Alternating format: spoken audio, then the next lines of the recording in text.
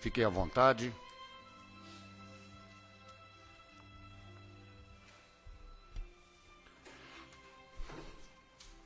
Então, como é de costume, às quintas-feiras, para iniciar os trabalhos, nós vamos fazer uma leitura do Evangelho, segundo o Espiritismo. E hoje nós escolhemos a lição de número 5, do capítulo 2, que trata sobre o meu reino não é deste mundo. E esta é a lição de número 5, ela tem como tema o ponto de vista. A ideia clara e precisa que se faça da vida futura proporciona inabalável fé no porvir. Fé que acarreta enormes consequências sobre a moralização dos homens, porque muda completamente o ponto de vista sobre o qual encaram eles a vida terrena. Para quem se coloca pelo pensamento na vida espiritual, que é indefinida, a vida corpórea se torna simples passagem, breve estada num país ingrato. As vicissitudes e tribulações dessa vida não passam de incidentes que ele suporta com paciência. Por sabê-las da curta duração, devendo seguir-lhes um estado mais ditoso. A morte nada mais restará de aterrador. Deixa de ser a porta que se abre para o nada e torna-se a que dá para a libertação, pela qual entra o exilado numa mansão de bem-aventuranças e de paz. Sabendo temporária e não definitiva a sua estada no lugar onde se encontra, ou seja, aqui onde nos encontramos, menos atenção presta às preocupações da vida, resultando-lhe daí uma calma de espírito que tira aquela muito longe do seu amargor. Pelo simples fato de duvidar da vida futura, o homem dirige todos os seus pensamentos para a vida terrestre, sem nenhuma certeza quanto ao porvir, dá tudo ao presente, nenhum bem divisando mais preciso do que os da terra. Torna-se qual a criança que nada mais vê além de seus brinquedos. E não há o que não faça para conseguir os únicos bens que se lhes afiguram real. A perda do menor deles lhe ocasiona causticamente pesar, um engano, uma decepção, uma ambição insatisfeita, uma injustiça de que seja vítima, o orgulho ou a vaidade feridos. São outros tantos tormentos que lhe transformam a existência numa perene angústia, infligindo-se ele, deste modo, a si próprio, verdadeira tortura de todos os instantes. Colocando o ponto de vista de onde considera a vida corpórea no lugar mesmo em que ele aí se encontra, vastas proporções assume tudo o que o rodeia. O mal que o atinja, como o bem que toque aos outros, grande importância adquire aos seus olhos. Aquele que se acha no interior de uma cidade, tudo lhe parece grande. Assim, os homens que ocupam as altas posições, como os monumentos, suba ele, porém, a uma montanha e logo bem pequenos lhe parecerão homens e coisas. É o que sucede a que o encara a vida terrestre do ponto de vista da vida futura, da vida futura. A humanidade, tanto quanto as estrelas do firmamento, perdem-se na imensidade. Percebe, então, que grandes e pequenos estão confundidos, como formigas sobre um montículo de terra, que proletários e potentados são da mesma estatura. E lamenta que essas criaturas efêmeras e tanto caseiras se entreguem para conquistar um lugar que tão pouco as elevará a que por tão pouco conservarão. Daí se segue que a importância dada aos bens terrenos está sempre em razão inversa da fé na vida futura. A lição de hoje, quando nós iniciamos a leitura, que fala aqui, que a ideia clara e precisa que se faça da vida futura proporciona inabalável fé no porvir, por si só já diz tudo. Já nos tira daquela condição de seres totalmente materiais para nos colocar numa condição de seres eternos, de espíritos em evolução. Eu, particularmente, quando cheguei a esta casa, vindo de uma vida totalmente conturbada, de uma vida desregrada, já há algum tempo tentando fazer essa mudança de vida, e que abro o Evangelho segundo o Espiritismo e começo a me defrontar com essas verdades que só o Espiritismo tem, me traz uma tranquilidade, uma paz no espírito que não alcancei em lugar nenhum. Exatamente porque conseguimos dar um outro entendimento às coisas da matéria e aquilo que é verdadeiramente de Cristo e de Deus. Me vem à mente, neste momento, um caso que presenciei esta semana, de uma pessoa de convívio diário meu, e que tem o ponto de vista diferente do que temos nós, os espíritas, porque o ponto de vista é bem fácil de analisarmos. O ponto de vista que eu estou daqui para minha irmã Maria Esther é um ponto de vista diferente, porque é a vista do nosso ponto. Então, cada ponto que está se enxerga de uma maneira diferente. E esse irmão, ao qual eu estou citando aqui, que é um irmão que eu tenho um convívio diário com ele, uma pessoa maravilhosa, espetacular, ele é de um outro segmento religioso, ao qual, inclusive, ele faz pregações na sua igreja. E ele passa hoje por uma situação de um casamento totalmente destruído, e a sua família não aceita de forma alguma que ele venha a praticar o divórcio, porque diz que Deus vai resolver os problemas dele, e que Deus vai agir com muita oração na vida dessa esposa dele, e que ela vai mudar, e que ele vai viver uma vida feliz. E eu só estou citando isso, porque numa conversa que eu tive com ele essa semana, me confessou ele que mesmo sendo pregador da casa de oração dele, ele está totalmente descrente da fé dele e da religião ao qual ele frequenta e da família, porque a família não aceita de maneira alguma que ele se divorcie. E diz ele que, como não vê condição de haver essa mudança na sua esposa, no seu casamento, que ele começa a perder a fé naquilo que ele tanto acreditou. E isto é um ponto de vista diferente daquele que nós temos no Espiritismo. Porque aqui realmente nós começamos a aprender os verdadeiros valores da vida. Eu, por exemplo, como falei no início da minha fala, eu sei que eu plantei muitas sementeiras ruins. E que eu sou obrigado a colher todas elas que eu plantei. Mas hoje, pela graça de Jesus, de ter me botado dentro dessa casa, eu posso dizer que já começo a colher também alguns bons frutos de sementes que eu plantei após chegar a esta casa.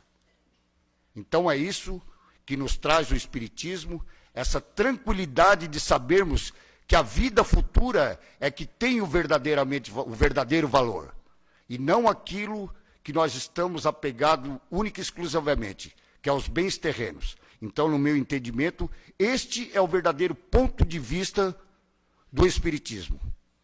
Então, era isso que eu gostaria de passar aos irmãos, Gostaria agora de passar a palavra à nossa irmã Maria Esther, que vai fazer a palestra da 8. Vamos vibrar para que a nossa irmã possa ter facilidade de trazer aquilo que preparou para a noite de hoje. Por favor, Maria Esther, fique à vontade.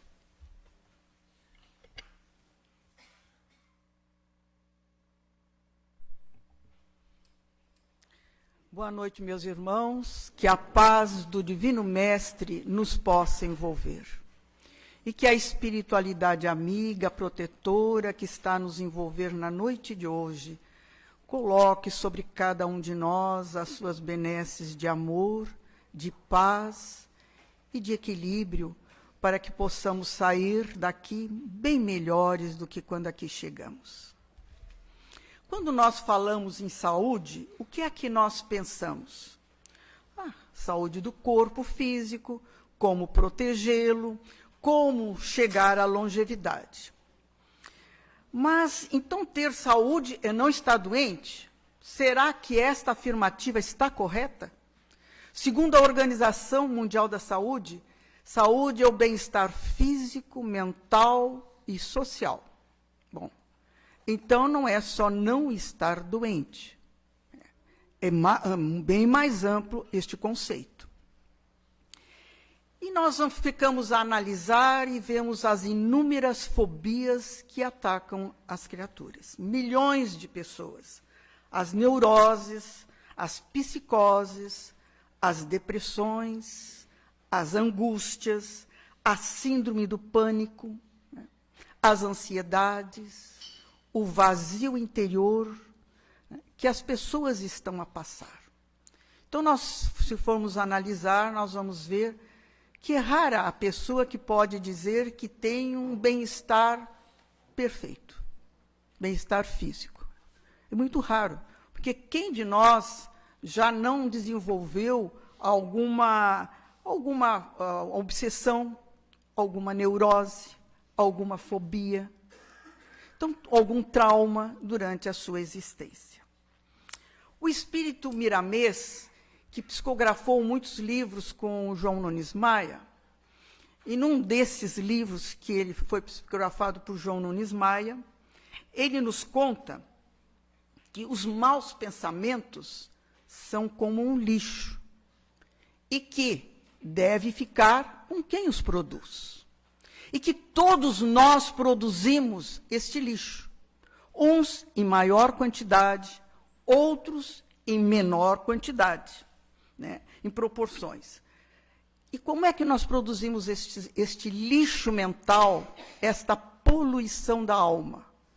Pelos nossos pensamentos, sentimentos, atitudes antifraternas, pelos vícios, né, pelo nosso orgulho, ódio, rancor, negativismo, revolta. Nós, muitas vezes, nem nos damos conta, mas nós estamos produzindo este lixo dentro de nós. E a nossa própria natureza se encarrega de expurgar este lixo. Esse desequilíbrio emocional que se transforma em lixo desce ao nosso corpo físico, materializando-se em forma de enfermidades. Então, o nosso corpo é o saneador do nosso espírito. Por isso que o Divaldo diz, não existem doenças, existem espíritos doentes e nós somos espíritos doentes. Mas ainda nós poderíamos nos perguntar, e aquelas pessoas que são perversas, gananciosas, imorais, antifraternas, elas parecem que não adoecem. Miramês continua no seu esclarecimento. Quanto mais primitivo é o espírito, mais denso é o seu corpo espiritual ou perispírito.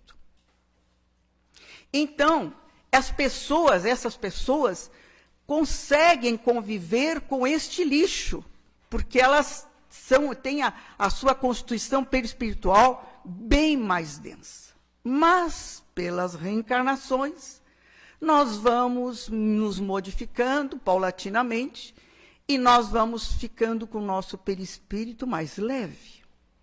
Então, como diz Miramês, estas vibrações, este lixo que nós produzimos, ela é levado, conduzido para camadas do nosso subconsciente.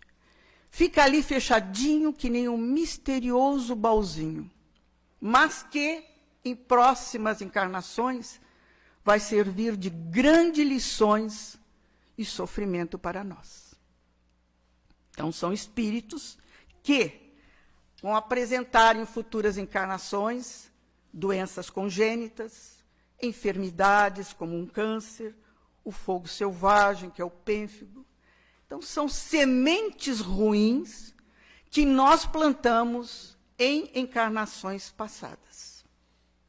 E muitas vezes, antes de reencarnarmos, nós pedimos certas enfermidades, né, para que nós possamos servir de freio a que nós possamos resgatar e não virmos a nos comprometer ainda mais na nossa situação. Mas a medicina, a farmacologia, ela está sempre fazendo invenções com descobertas de doenças. E aí aparecem outras doenças.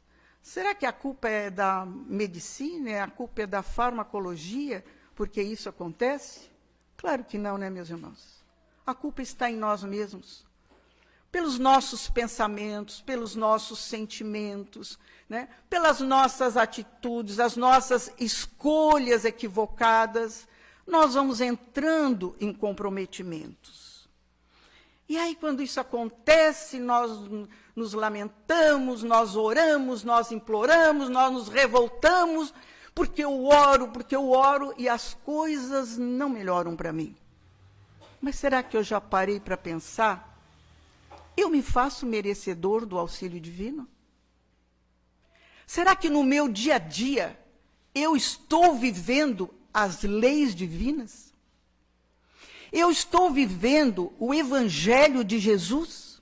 Eu estou colocando o Evangelho de Jesus na minha vida? Ou eu só lembro de Deus, de Jesus e de uma prece quando a coisa fica preta para o meu lado? Aí eu lembro de Deus e de Jesus. E nós ainda fazemos mais. Nós barganhamos com Deus e Jesus. Se eu conseguir isso, eu prometo aquilo. As famosas promessinhas. É uma maravilha essas famosas promessinhas. Barganhamos ali, na maior hipócritas que somos, com Deus e com Jesus. Uma vez a minha tia lá em São Paulo, ela teve ruptura do miocárdio, foi uma situação bem desesperadora, passou muito mal. E a minha prima fumava, que era uma chaminé. E ela disse para mim, se a mãe sair dessa, eu paro de fumar. Eu disse, vai ser bom. Aí a tia saiu do hospital, estava bem, eu disse, aí prima, parou de fumar? Ela disse, não posso, não consegui, Deus vai me entender. Eu disse, mas e a tua promessa, miserável? E nós somos exatamente isso, nós fazemos igual, fazemos exatamente isso.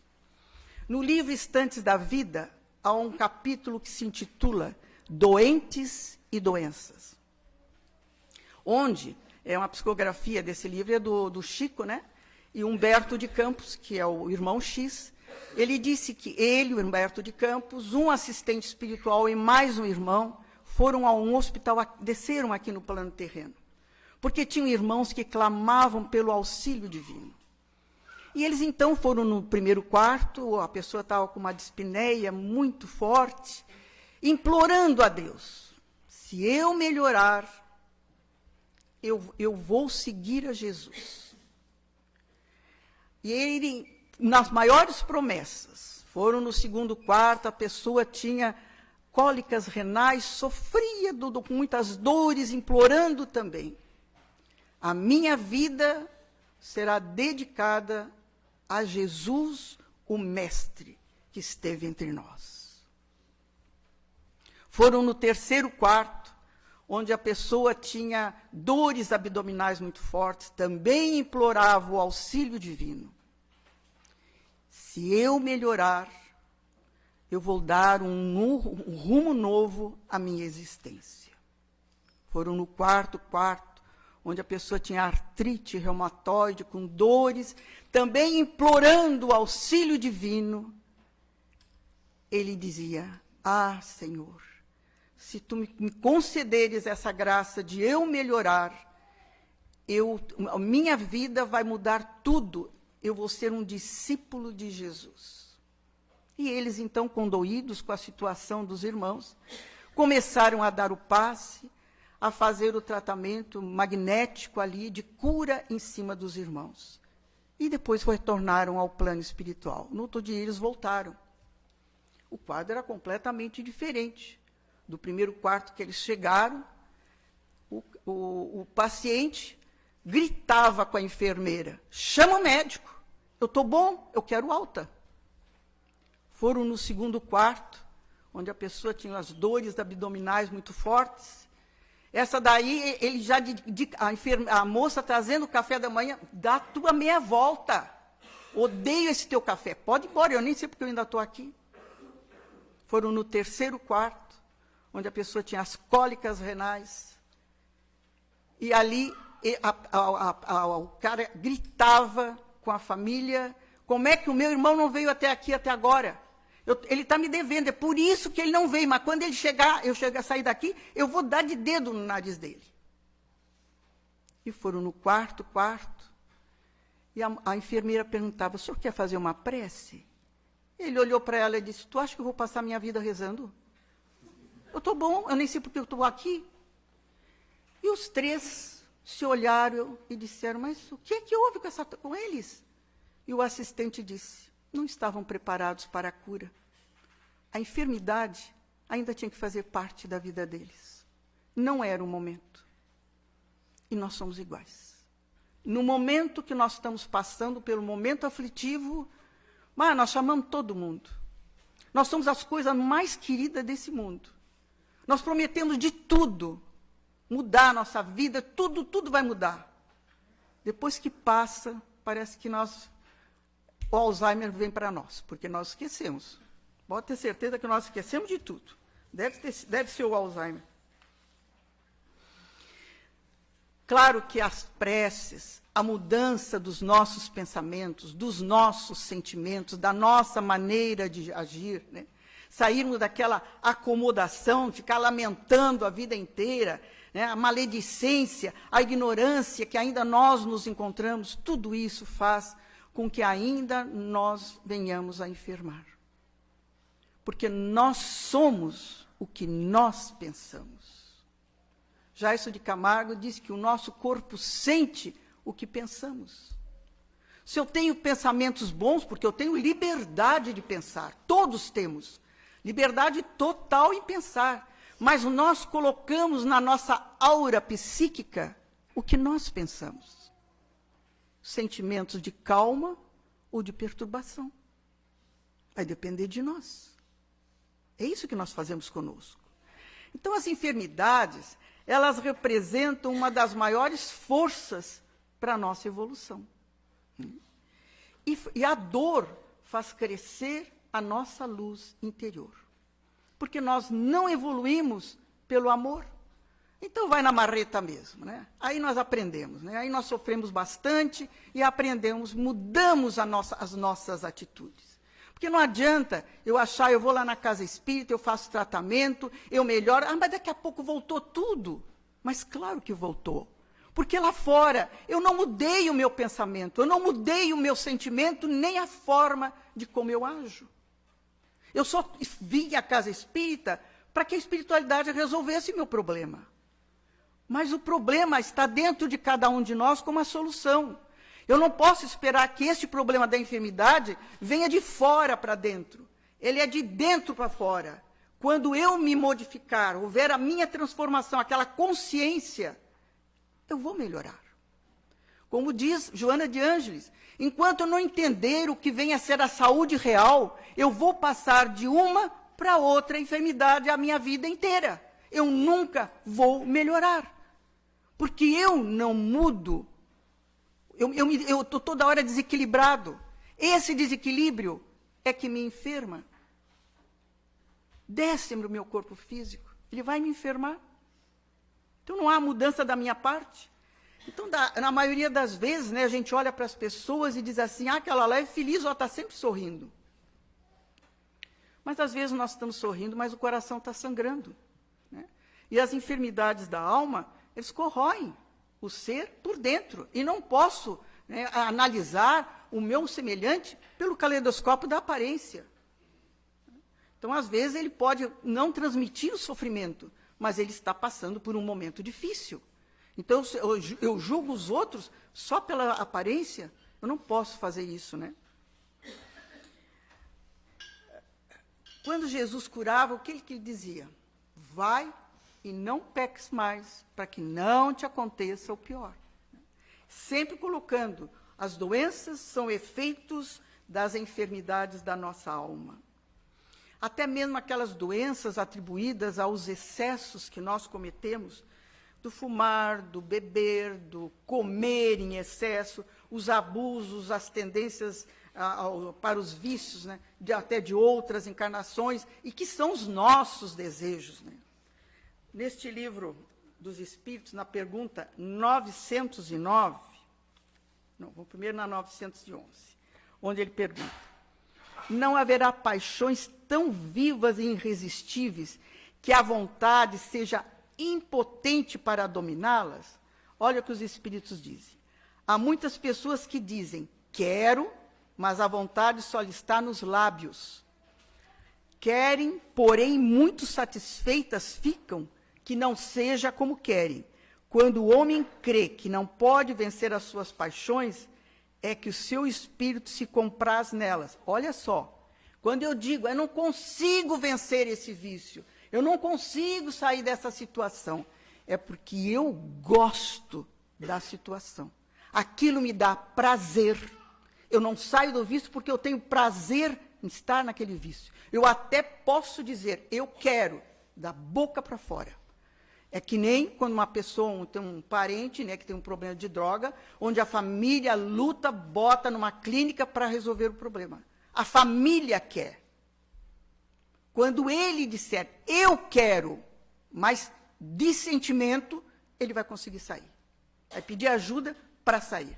Mas enquanto é a família que empurra, a família que quer vê-lo melhor, a família que quer tirá-lo do vício, ele vai, ele sai, daqui a pouco ele volta, porque ele tem prazer, como diz aqui. Tudo isso em consequência da sua inferioridade. Compreende a sua natureza espiritual aquele que a procura reprimir. Vencê-las é para ele uma vitória do espírito sobre a matéria. Então, os nossos desejos, né? As pessoas dizem assim, a carne é fraca. Sofisma, gente. A responsabilidade é do nosso espírito. A gente vê quando uma pessoa desencarna, o corpo entra em decomposição. O espírito é que gosta da coisa. Então, não posso culpar a uma carne, que nada, simplesmente é a minha vestimenta do meu espírito, enquanto estou aqui no plano terreno. Acabou, acabou. Ela entra em decomposição. Mas eu vou para o plano espiritual como? Como eu era. Com meus defeitos, com as minhas qualidades. Esse negócio de achar que o sujeito, depois que desencarnou, mas como era bom. O cara é um caco. Mas quando está ali, parece que vira santo. Não vira santo não, meus irmãos. Nós vamos exatamente como nós somos. Nem melhores, nem piores. Exatamente como nós somos. Né? Então, se a minha alma, meu espírito for são, ela governa o corpo, e o meu corpo é são. É o reflexo do meu equilíbrio emocional refletindo no meu corpo físico. Eu vou ter a saúde física, porque eu estou equilibrado emocionalmente. Então, a higiene da alma depende de cada um de nós, né? E às vezes nós nos queixamos tanto, meu Deus, como eu sou tão bom, mas eu sofro tanto, né? Então, às vezes pessoas muito inteligentes de vidas passadas, mas que fizeram mau uso da sua inteligência, vêm com as suas demências, com a sua idiotia, vem pagar.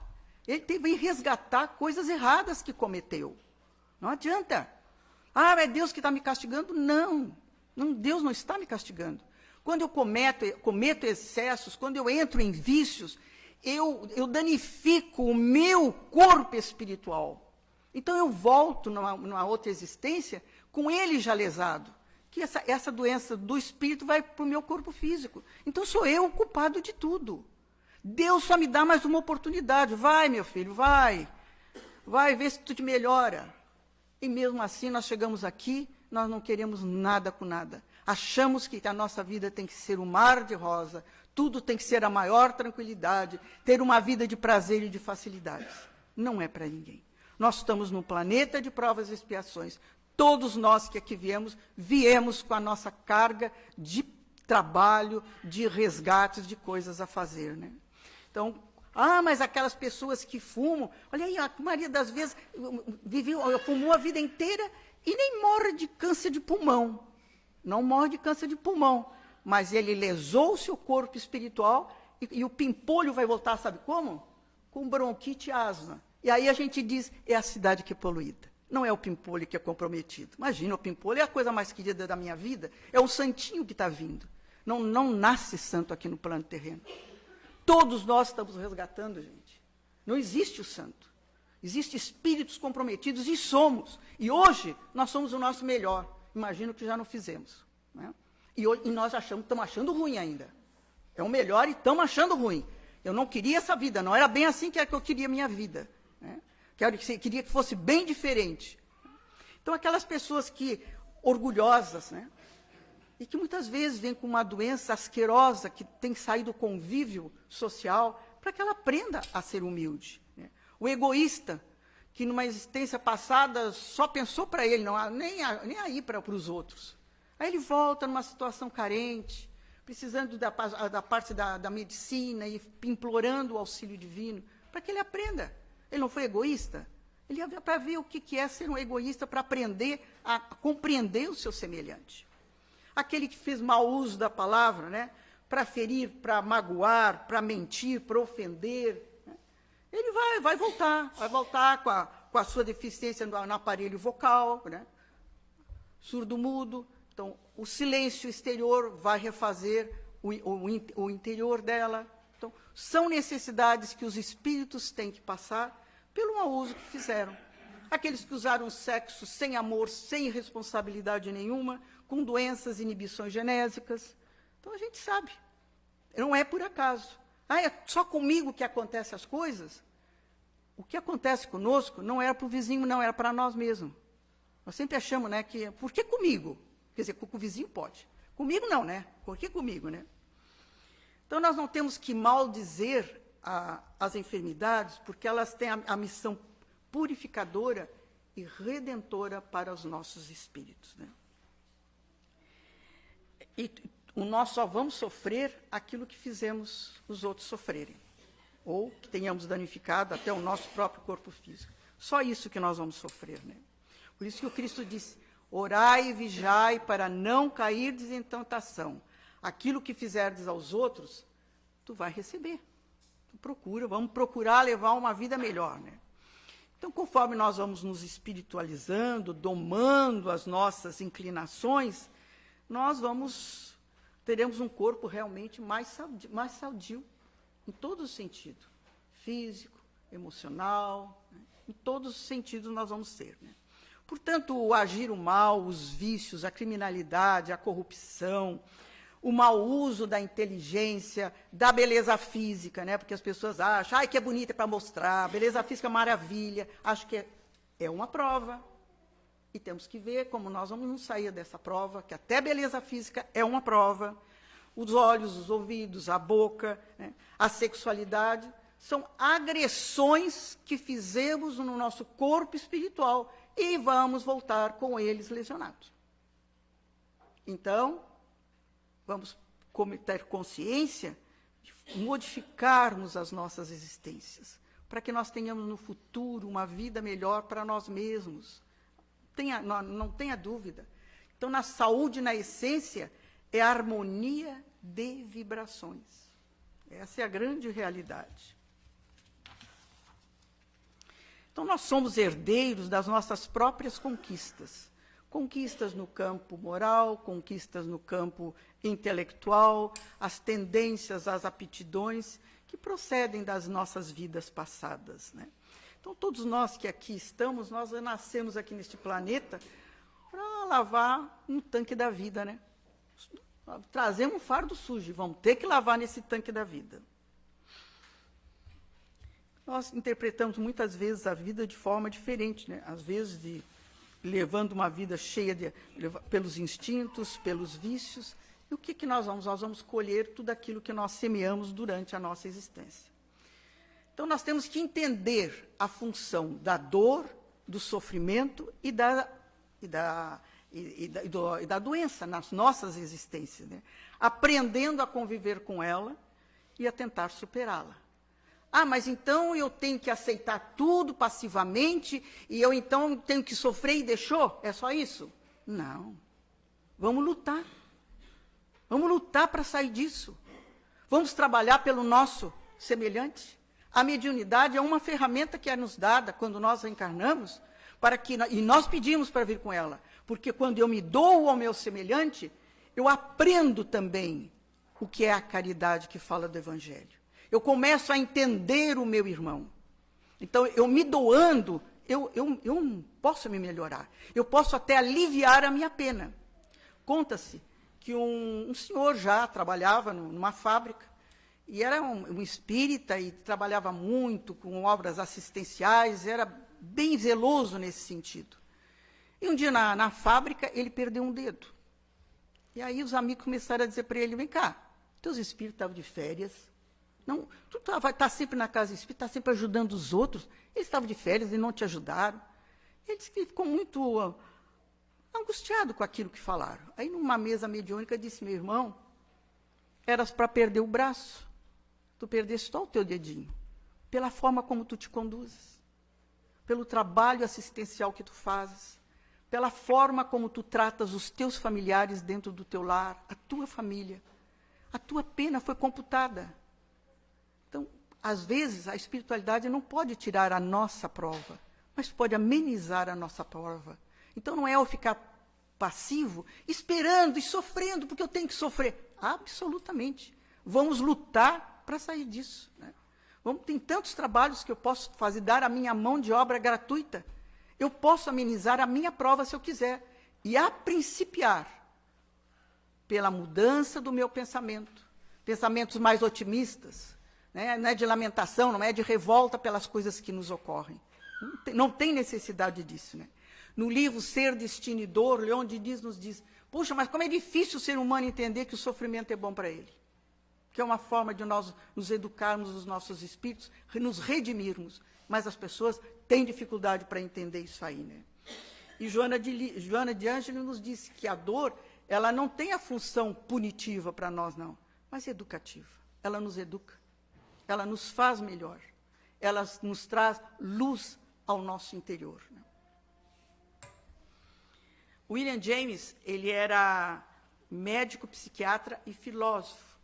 E ele desencarnou em 1910. E ele disse que a maior descoberta da sua geração é a de que nós podemos mudar a nossa vida, mudando a nossa atitude mental. Isso já em 1910 já se falava disso, né? Da importância, né, do nosso equilíbrio na nossa vida. E Emmanuel nos diz, se nós estamos doentes, não fica acreditando que a medicação, seja pelos poros, seja pela boca, ela vai te restaurar integralmente. Que os verdadeiros males, eles procedem do teu coração.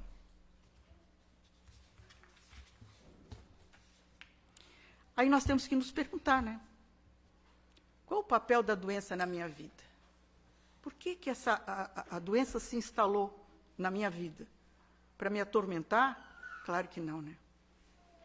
É para dizer que aquele equilíbrio que deveria ter entre corpo físico, mente e meio social não está tendo. É o sinal de alerta. Está errado, tem alguma coisa errada na tua vida. Às vezes nós não nos damos conta. Aí nós bebemos, e aí com o tempo nós vamos bebendo mais, até que o nosso fígado, o nosso estômago começa a dar um sinal. Esse é o papel da dor. Não é para nos castigar, para nos alertar, cara, para que a coisa está ficando feia. Até uma cirrose, ela não é um castigo, ela é um freio nas nossas vidas. Muda, é o alerta para todos nós.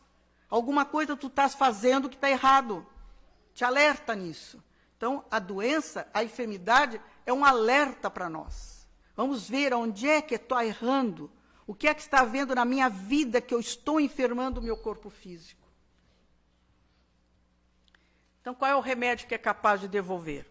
Remédio com medicação, meio difícil. Ele pode aliviar. Né? Mas, hoje em dia, até os médicos já estão olhando o ser humano como um todo. Né? Há um médico cardiologista que tinha um paciente que ele vinha com problemas, ele dava tratamento, melhorava, tempo depois o cara voltava. Daqui a pouco o cara voltava. Aí um dia ele parou e ele tentou. Como é que é a tua vida? Porque ele sabia que ele tinha enviuvado, que tinha uma filha só, estava vivendo com a filha. Como é que é a tua vida com a tua filha? Odeio a minha filha. Minha mulher morreu, ela acha que ela quer a parte da herança da parte da mãe. Não, mas ela tem direito, ele disse. Não, mas eu não quero dar. E eu odeio. Então o médico descobriu, aí estava a causa. Por que ele não conseguia melhorar com todo o tratamento que era feito? Porque o desequilíbrio emocional dele não permitia isso. Então, para termos equilíbrio, o que nós precisamos fazer? Nos esforçar, termos disciplina, mudança de hábito, querer mudar. Mas querer, né? Não é só da boca para fora, que aí também não adianta. Né? E o Chico dizia que nós tínhamos que usar o remédio da calma. Calma para raciocinar, calma para falar, calma para agir, que nós não podíamos nos deixar levar pelo despenhadeiro do sofrimento, mas tínhamos que usar o freio da calma. E a calma, ele é uma virtude que ela não vem de fora para dentro, ela vem de dentro para fora. Nós temos que desenvolver esse sentimento dentro de nós. Tem aquele slogan que diz, eu nasci para sofrer. Vamos mudar, meus irmãos. Nasci para vencer. Todos nós viemos para vencer etapas do nosso desenvolvimento, da nossa evolução. São etapas, né? E é comum na cultura ocidental em que nós vivemos, simplesmente nós achamos que nós temos que combater a doença. Haja vista o número de farmácia que nós temos, a quantidade de remédio que as pessoas tomam, a quantidade de especialidades médicas que existem. Os hospitais estão abarrotados, até pelos corredores, clínicas, tudo. Porque nós estamos atrás de nos livrar da doença. É diferente de buscar a saúde. Então, eu posso fazer um tratamento, eu posso fazer uma cirurgia, eu posso tomar remédio. Isso vai me trazer alívio, paliativo. Porque eu tenho que buscar a saúde real, que está nos meus desequilíbrios emocionais. Ali é que eu vou encontrar a saúde. Fora isso, é um paliativo. Eu vou, como diz Joana de Anjos, pular de enfermidade para enfermidade, porque eu não entendi ainda o que é a saúde real na minha vida. Ah, mas tem aquelas doenças, né, por vírus, bactérias e fungos, e daí? Essas aí, elas ocorrem pela nossa imunidade baixa e pela nossa promiscuidade. Então, os nossos desejos entram aí. Que tipo de desejos nós estamos tendo? Como é que eu estou levando a minha vida? São os melhores os desejos? São os desejos harmônicos, equilibrados? Ou eu estou numa vida de prazer e de promiscuidade? Aí eles vão aparecer, os vírus, as bactérias, é óbvio. os meus deslizes, né? Portanto, meus irmãos, não adianta espantar a mosca. Eu tenho que tratar a ferida. Espantar a mosca é fácil. Eu só vou trazer o alívio. Eu tenho que tratar a ferida que está no meu interior, que está na minha transformação interior. Essa é que precisa ser tratada. A outra, não. Espantar a ferida é muito fácil, né? Muito fácil, né? Então, no Carlos Toledo Resina, ele ainda nos diz, não pede a Deus para tirar a dificuldade, tirar a doença. Pede a Deus para te dar forças para tu superares, porque a doença na tua vida tem algo a te mostrar, algo que tu tens que te modificar, algo que tu estás resgatando, que somos nós, todos nós estamos resgatando um passado de erros. Ninguém veio com a missão dourada eu sou um espírito altamente iluminado. Não. Todos nós, uns ajudando os outros, usando da compreensão, usando da caridade, usando da solidariedade, nos ajudarmos mutuamente. Então, termos saúde, termos equilíbrio, depende de cada um de nós, dos nossos pensamentos, dos nossos sentimentos e das nossas atitudes. E que a paz do Divino Mestre nos possa envolver. Que assim seja. Queremos agradecer a nossa irmã Maria Esther pela palestra da noite, pelos ensinos. Lembrando sempre, né, importante dessa lembrança, que a nossa saúde mental, física e espiritual, ela caminha sempre junto, né? Precisamos estar em harmonia para buscar o melhor para nós e para aqueles que convivem conosco. Então, nesse momento, nós vamos convidar a todos para que, através do pensamento, através das boas energias, nós possamos levar até a mesa onde se encontram as águas, esses bons fluidos, também pedindo ao nosso Pai Maior, aos espíritos superiores, que retirem do seu laboratório divino todos os fluidos necessários e coloquem sobre essas águas. E que todos aqueles que venham a delas fazer uso possam se sentir melhor, tanto dos seus males físicos como dos males espirituais.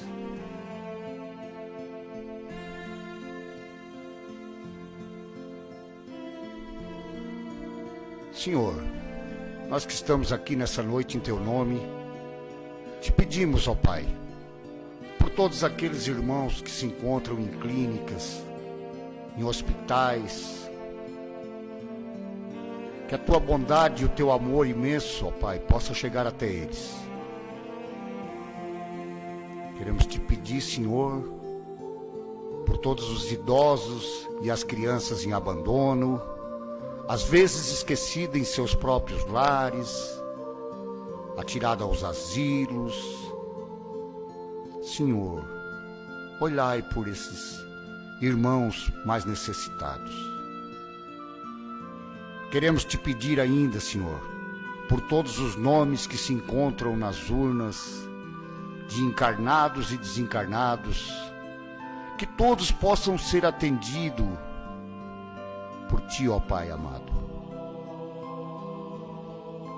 Queremos te pedir, Senhor, por todos aqueles que ainda não entenderam e que se encontram perdidos no emaranhado dos vícios, do álcool, das outras drogas, pelos comedores e os compradores compulsivos, enfim, Senhor, por todos aqueles que padecem da compulsão.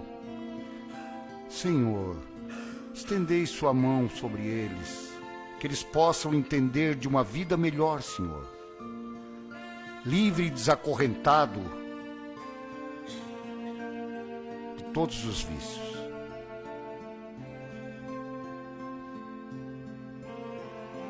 Agora chegou o momento do passe coletivo. Lembrando mais uma vez que todos nós podemos colaborar neste momento. Porque o passe nada mais é do que energias que nós mesmos podemos emanar. Então, sabedores que somos, que os espíritos superiores, os mentores do trabalho dessa casa já se encontram apostos para este momento do passe, nós pedimos a energia salutar de todos os irmãos aqui presentes, que coloque nos seus pensamentos todos aqueles que ficaram em casa, que precisam também dessa energia salutar.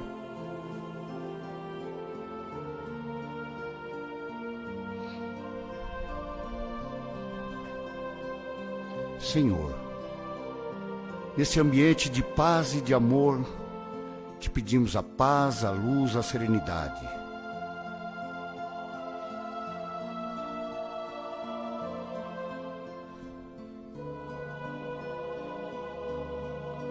Ó Pai, entregamos nossas vontades e nossa vida em Tuas mãos, Senhor.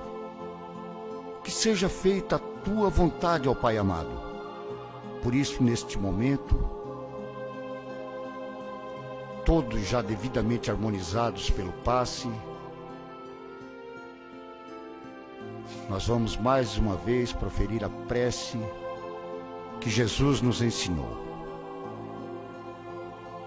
Pai nosso que estais em toda parte, santificado seja o Teu nome. Venha a nós ao Teu reino. Seja feita a Tua vontade, Pai, e não a nossa. O pão nosso que dai-nos hoje e sempre. Perdoa, Pai, as nossas dívidas, assim como queremos e devemos perdoar aos nossos devedores. Não nos deixe, ó Pai amado, cair nas tentações, livrando-nos, Senhor, de todos os males. Pois Teu é o reino, é o poder, é a glória hoje e para sempre. Que todos possam retornar aos seus lares em paz, melhores do que quando aqui chegamos. Muito obrigado a todos, um ótimo retorno aos seus lares, lembrando que segundas e quintas-feiras, sempre às 20 horas,